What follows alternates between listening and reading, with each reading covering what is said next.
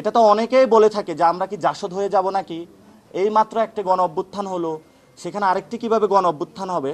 এই ইলেকশনটা গণপরিষদ নির্বাচনের কোনো ক্রাইটেরিয়াতে নেওয়া যায় কিনা, আমার যত ভোট দ্রুত দিতে পারবো এই জন্য আমি মাঠে নেমেছিলাম, রক্ত দিয়েছিলাম।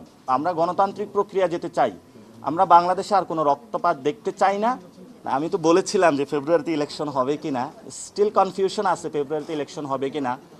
সরকার অনেক ইনসিস্ট করতেছে যে ফেব্রুয়ারিতে ইলেকশন করার জন্য সবাইকে, কিন্তু আমাদের যে জুলাই সনদটা রয়েছে এটার লিগ্যাল যে পার্সপেক্টিভ, সেই জায়গা থেকে এখনো কোনো সলিউশন হয় নাই।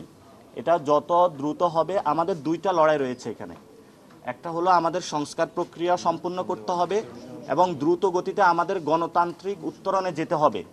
অনেকেই বিভিন্নভাবে বলার চেষ্টা করে থাকে যে জামায়াত ইলেকশন চায় না, এনসিপি ইলেকশন চায় না, এগুলো হলো তাদের একটা প্রোপাগান্ডা। যদি বাংলাদেশে অতি দ্রুত গতিতে সুন্দর একটা ইলেকশন কেউ চেয়ে থাকে, সেটা সবার আগে এনসিপি চাইবে, কারণ আমরা ভোট দিতে পারি নাই। আমরা যত ভোট দ্রুত দিতে পারবো ততই আমরা বাংলাদেশের মানুষকে মুক্তির পথ দেখাতে পারবো। তো এই ভোট যে দেওয়া, এটা তো যারা দিয়েছে, যারা ভোট চুরি করেছে তাদের আবেগের চেয়ে বড় জায়গাটা, আবেগের জায়গাটা আমাদের। আমি জীবনে ভোট দিতে পারি নাই, ফলত এই জায়গাটা আমার যত ভোট দ্রুত দিতে পারবো এই জন্য আমি মাঠে নেমেছিলাম, রক্ত দিয়েছিলাম। এজন্য আপনাদের সামনে এবং আপনাদের মাধ্যমে পুরো দেশবাসীকে আমরা স্পষ্ট করতে চাচ্ছি যে এনসিপি ইলেকশন দ্রুত গতিতে চায়, গণতান্ত্রিক উত্তরণের পথ চায়। কিন্তু গণতান্ত্রিক উত্তরণের পথ যদি কিছু ভোট দেওয়ায় বোঝায়, এটা একটা মিসকনসেপশন। এখানে ইনস্টিটিউশনগুলো যদি ঠিক না করতে পারি, জুলাই সনদ যদি না হয় এবং বাংলাদেশের যে লেজিসলেটিভ অ্যাসেম্বলি সেটাতে যদি কোনো ক্রাইটেরিয়াগত পরিবর্তন না আসে, তাহলে তো সেই একই শেখ হাসিনার জায়গায় অন্য একজন বসতেছে। এই জন্য আমরা এই জায়গাটা কনফার্ম করার জন্য বলতেছি।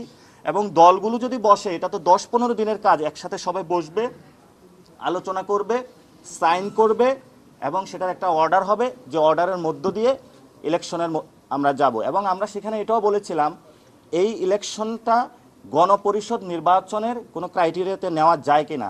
তাহলে ইলেকশন হলো, ইলেকশন হওয়ার পরে তারা একটা কমিটি গঠন করে দিল একটা নতুন সংবিধানের জন্য, আর যারা ওই লেজিসলেটিভ অ্যাসেম্বলিতে থাকলো তারা অ্যাক্টিভ মেম্বার হিসাবে হলো, পার্লামেন্ট দেশকে রান করে নিয়ে গেল। পরবর্তীতে যখন সংবিধানটা চলে আসলো, এই পার্লামেন্টও ওই সংবিধান অনুযায়ী 5 বছর তাদের কন্টিনিউ করলো।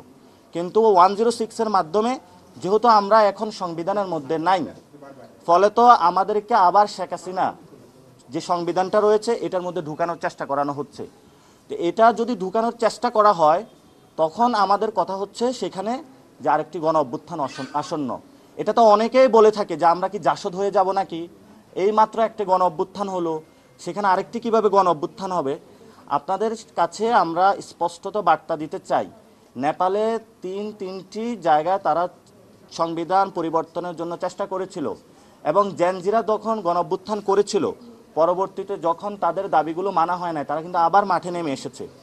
কিন্তু বাংলাদেশের যে পলিটিক্যাল পার্টিগুলো রয়েছে, যারা সাংবাদিক ভাইরা রয়েছেন, সকল মানুষকে আমরা আহ্বান জানাবো, আমরা গণতান্ত্রিক প্রক্রিয়া যেতে চাই, আমরা বাংলাদেশে আর কোনো রক্তপাত দেখতে চাই না।